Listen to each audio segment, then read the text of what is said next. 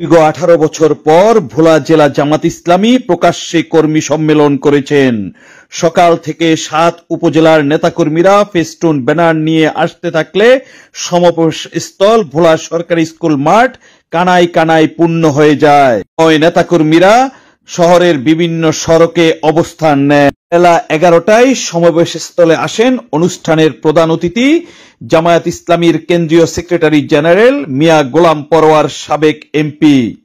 ইসলামীর ভোলা জেলা শাখার আমির মাস্টার মোহাম্মদ জাকির হোসাইনের সভাপতিত্বে এ সময় বক্তব্য রাখেন কেন্দ্রীয় সহকারী সেক্রেটারি জেনারেল মোয়াজ্জেম হোসেন হেলাল, ইসলামী ছাত্র শিবিরের সাবেক কেন্দ্রীয় সভাপতি আজম ওবায়দুল্লাহ, বরিশাল মহানগরীর সভাপতি জহিরুদ্দিন বাবর, ভোলা জেলা শাখার নায়েবে আমির মাওলানা মোহাম্মদ নজরুল ইসলাম এবং সেক্রেটারি হারুনুর রশিদ। বক্তব্যের শুরুতে প্রধান অতিথি পালিয়ে যাওয়া শেখ হাসিনার উদ্দেশ্যে বলেন,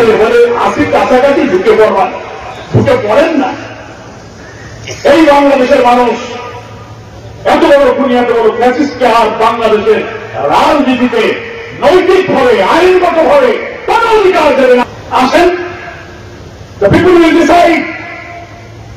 এত বড় খুনি, এত বড় গণতন্ত্র হরণকারী, ভোটাধিকার হরণকারী আলে ওলামা, বৃদ্ধ হয়েছে তাদেরকে জীবনে যারা একটা মিথ্যা বলে নাই, একটা টাকা হারাম খায় নাই, তারা হক নষ্ট করে নাই, তাদেরকে তুমি ফাঁসিতে ঝুলিয়ে হত্যা করেছ।